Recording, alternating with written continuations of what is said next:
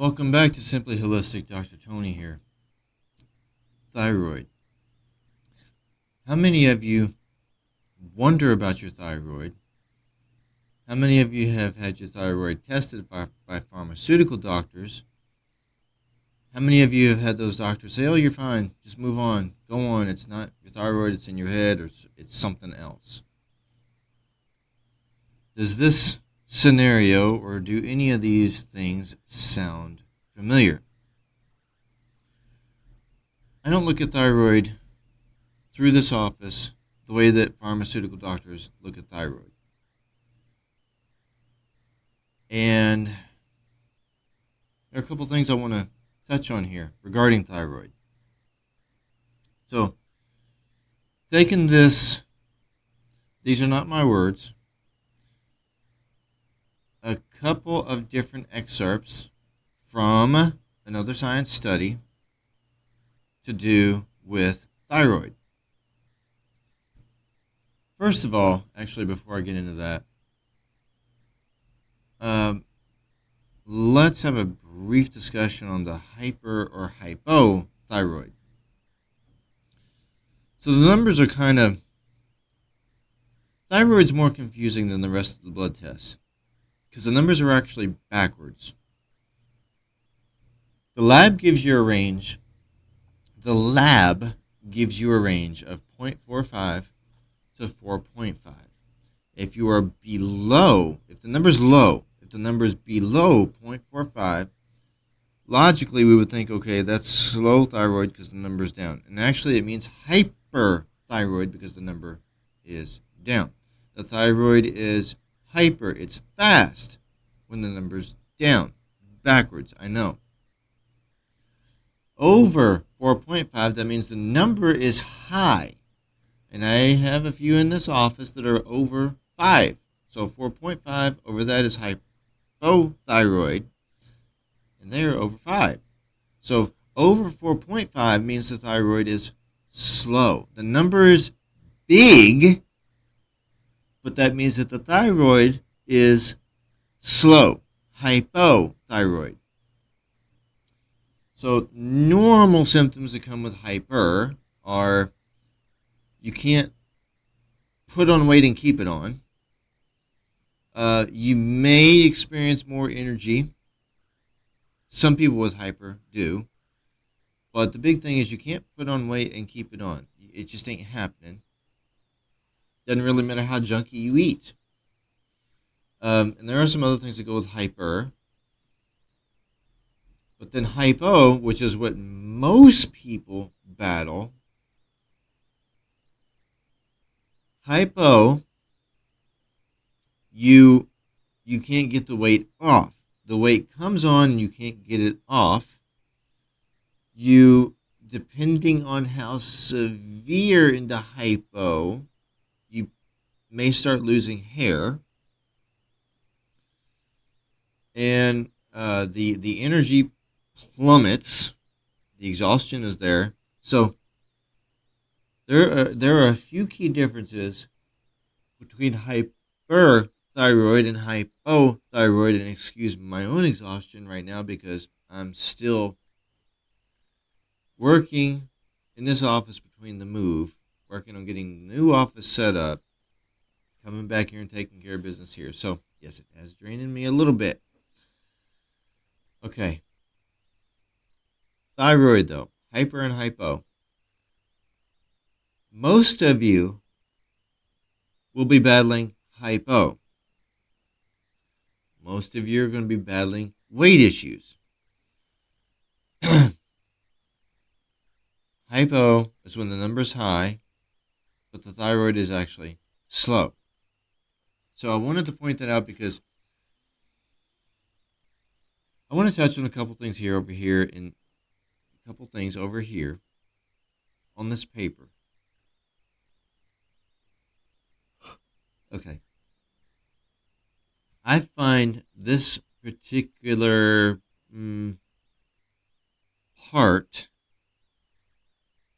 excerpt kind of fascinating because I know that types of fasting are popular, especially what I mean, people call it intermittent fasting, but I don't. But here in modern times, they call it intermittent fasting when you don't eat for a certain amount of hours during the day. And y'all know I have done videos on that, so go back and check those out. I don't call it fasting, but people do. With that said, actual fasting is longer than our modern intermittent fasting. Actual fasting is.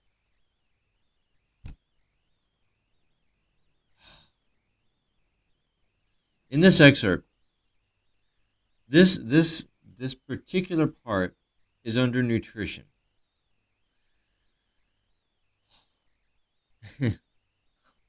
So they term this as starvation. But the reality is, well, they don't define starvation. They don't say, okay, you haven't ate for a week or you haven't ate for a month. They don't define starvation. But fasting is really, biologically, fasting is not much different than starvation because either way, you're not eating, you're not putting anything in your body. Okay? All right, so in this study under nutrition, let this sink in, please. Starvation causes a marked decrease in TSH and thyroid hormones.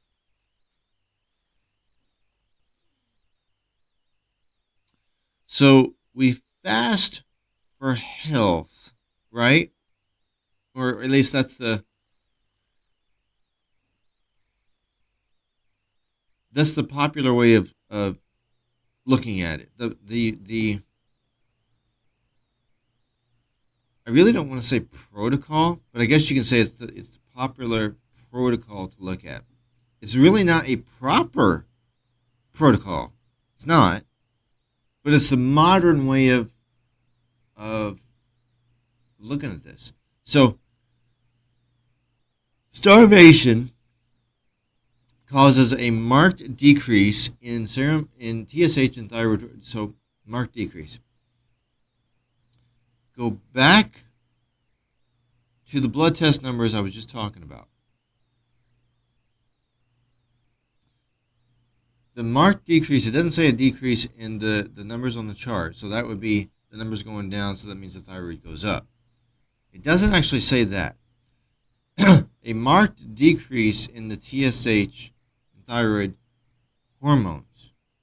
So remember, the number on the chart goes up when you're going into hypo, lower thyroid. The number on the chart goes up when you're going into hypo, which is lower thyroid. In starvation, starvation causes a marked decrease in thyroid hormones. Starvation. So if you're fasting, okay, if it's a daily intermittent fasting, there's not going to be such a drastic effect, although any kind of, I submit, it isn't written here, but I submit, this is my opinion, that any time, any period of not eating is going to impact the level of the thyroid. So in other words, every day your thyroid is actually kind of on a roller coaster, going up and down. Every day your thyroid is, depending on whether you're eating or whether you're not eating, and for how long a period of time you have not ate during that day, so then your thyroid is going to slightly be going up and down. And I do say slightly. I submit that it makes an impact on it, but it's not, here's the thing, it's not enough of an impact to where you are going to notice. This, though, starvation causes a marked decrease in TSH and thyroid hormones. If the hormones themselves have decreased, the hormone, a marked decrease, that means it's something that you would notice. Starvation causes a noticeable decrease in the thyroid, a noticeable decrease, starvation. So if you are fasting for an extended period of time, your thyroid is going to go. If you're fasting, which is the same process as starvation, if you're fasting for an extended period of time, your thyroid is going to go. The thyroid, the actual thyroid hormone. That's what it says here. The actual thyroid hormone, which then means on your blood work, the thyroid hormone number is going to go. Whew. You're going to push yourself more severe into hypothyroid. Here's the funny thing about that. Starvation, extended fasting, pushes you into hypo, which comes, these things come with hypo. You lose hair, you lose energy, you gain weight. Well, if you're starving, how are you going to gain weight? When you start eating again, you're probably going to balloon up. Okay, so the next sentence there, while there is an impairment of T4 or T3 conversion due to the decrease in the enzyme for the thyroid, excuse me, T3, okay, decrease in T3 due to the decrease in T4, well, okay, T4 is used to make T3, converted to T3, consequent to TSH deficiency. And if they're both going down, then TSH it's going the same way too. So in humans, starvation and moderate to severe illness are associated with a decrease in the basal TSH. Starvation or prolonged fasting and moderate to severe illness can also drive you into hypo. I want you to be aware of this situation.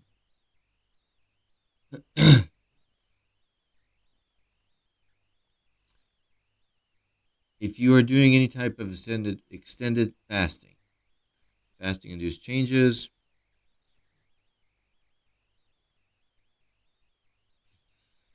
do not seem to be sufficient to explain TSH changes, but you just said that the TSH changed from starvation. Okay. Now I want to switch to a different section of this, because now I want to talk about the stimulation, the up and down. The roller coaster I've already mentioned. I'm going to go into a little bit more. Stimulation and destimulation. Should we say it that way?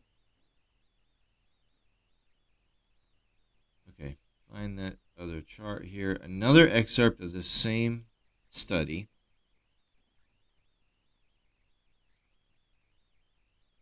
There we go. Okay. Predominant effects of various agents on TSH secretion. Some of these agents stimulate your thyroid. Some of these limit your thyroid. Hold on.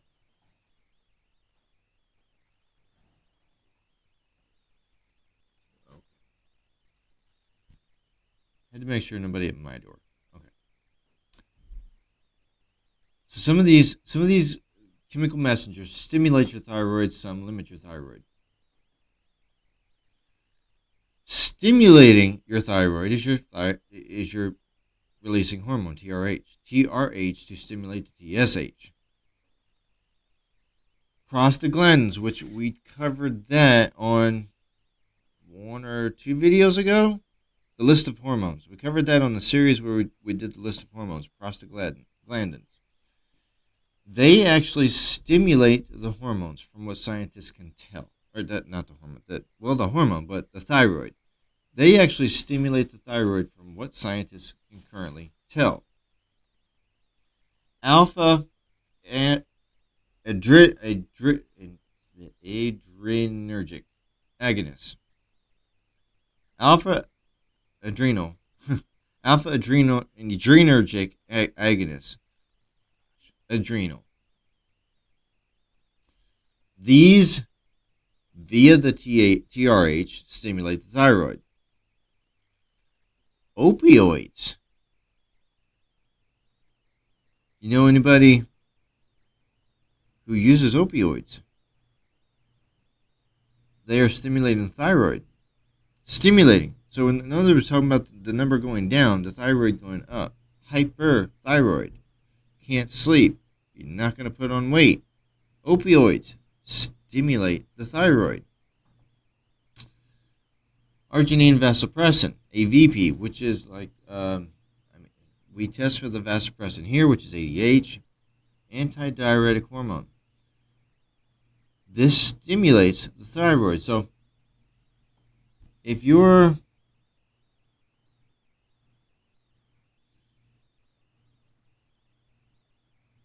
ADH is to the point to where you may have a rare type of diabetes, your thyroid also may be hyper. Glucagon-like peptide, GLP-1, stimulates the thyroid. Galanin stimulates the thyroid. Leptin, which has to do with your body's handling of...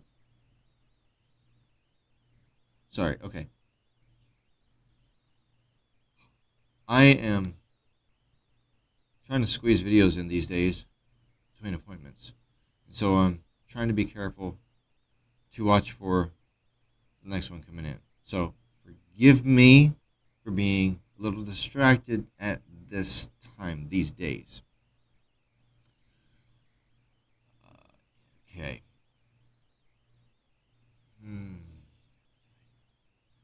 So coming back to this. Leptin is tied to your appetite. It influences your appetite. It also stimulates your thyroid. So the same hormone, the same hormone, this one has at least two functions: to stimulate your appetite and to stimulate your thyroid. So with that said, if the leptin isn't working effectively and your appetite's not there, most likely your thyroid is also going to be in hypo, because the leptin is not there to stimulate it to take it to hyper. Okay? If you're in hyper, then you're probably going to be eating a lot anyway. The leptin is stimulating both the thyroid and the appetite. So you're eating a lot, but you're burning it back off. But if the leptin is not stimulating the thyroid, and it's also not stimulating your appetite, you're not going to be hungry, and the thyroid is going. Glucocorticoids in vitro. So, okay, that they're not saying, they haven't found this in the body, but in a test tube in the lab. So you can take that one with a grain of salt. Salt might do more for you. Just saying. Limiting your thyroid. Let's touch on these. Thyroid hormones and analogs. So it's a feedback, self-limiting feedback loop. Thyroid hormones and their analogs, which are similar. Dopamine. And go back to the video or the series of videos where we went through all those different hormones. Dopamine being a peptide hormone. Peptide made from protein. This limits your thyroid. Somatostatin, same thing, made from protein, peptide hormone. In fact, actually, most of these that limit the thyroid are peptide hormones made from protein that are limiting the thyroid. So gastrin,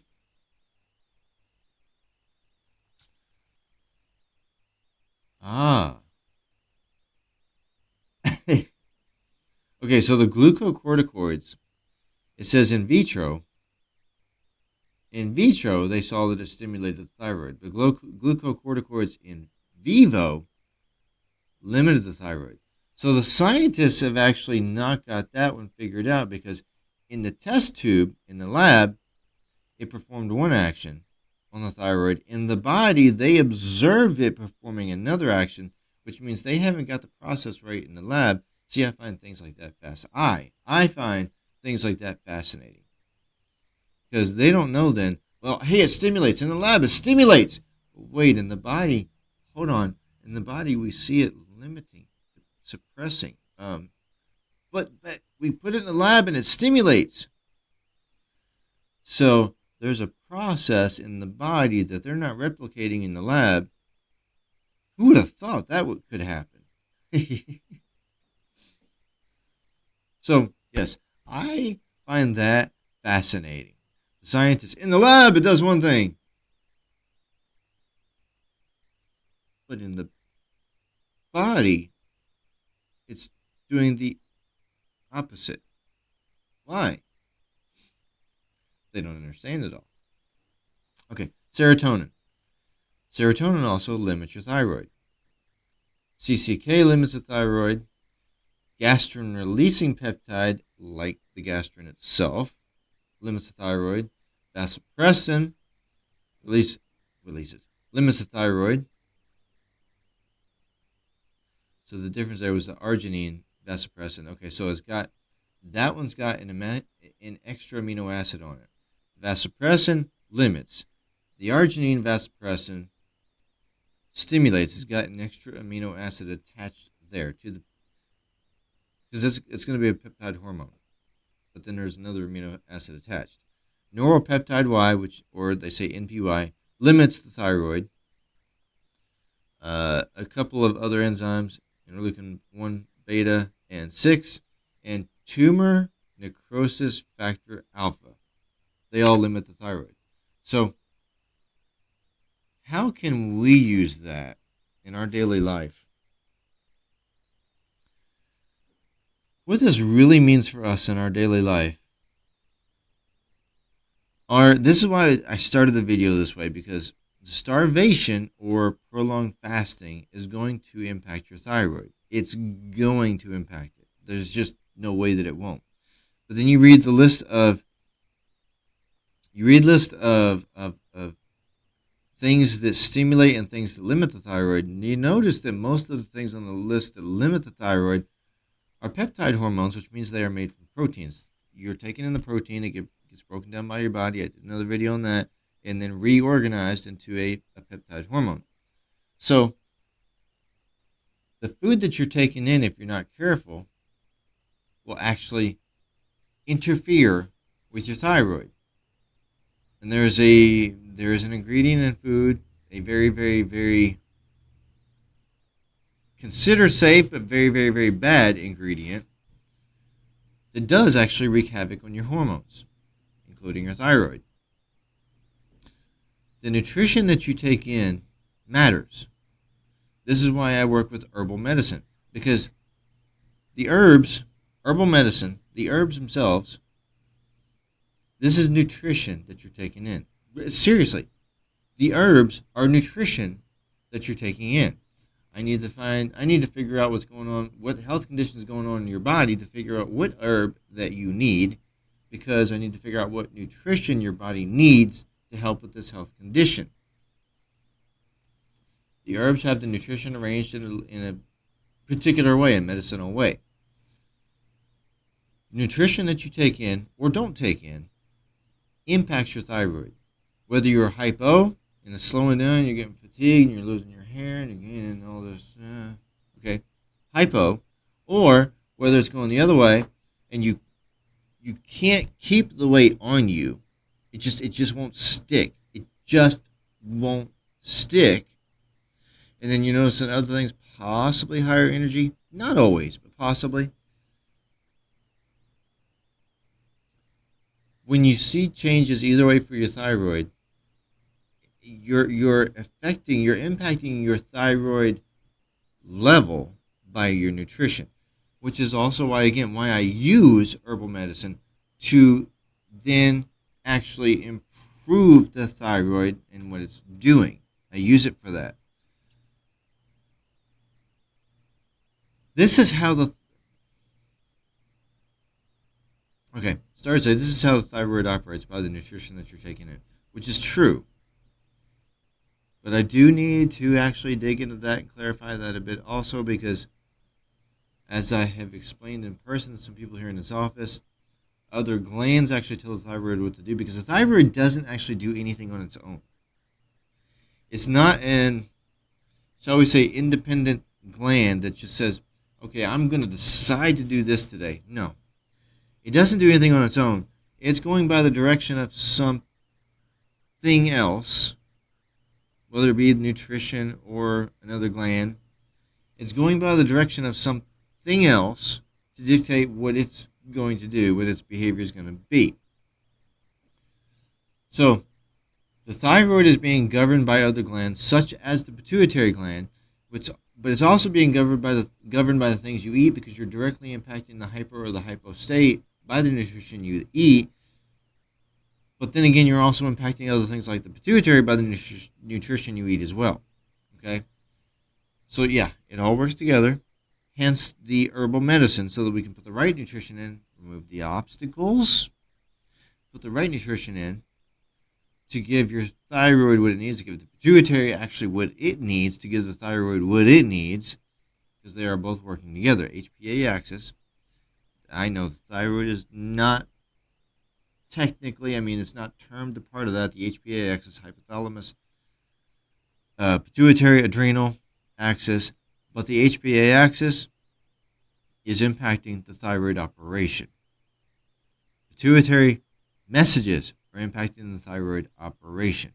So, your nutrition that you're taking in, your proteins and your cholesterol are impacting your thyroid operation, your hormonal operation, the hormonal operation.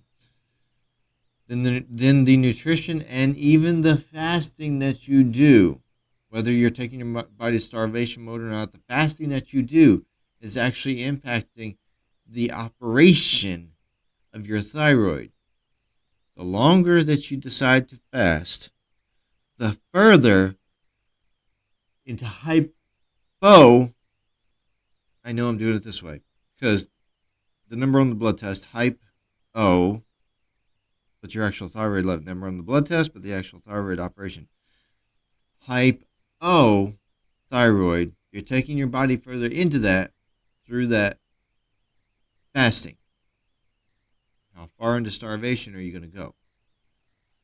So with all this said, find us at justsimplyholistic.com.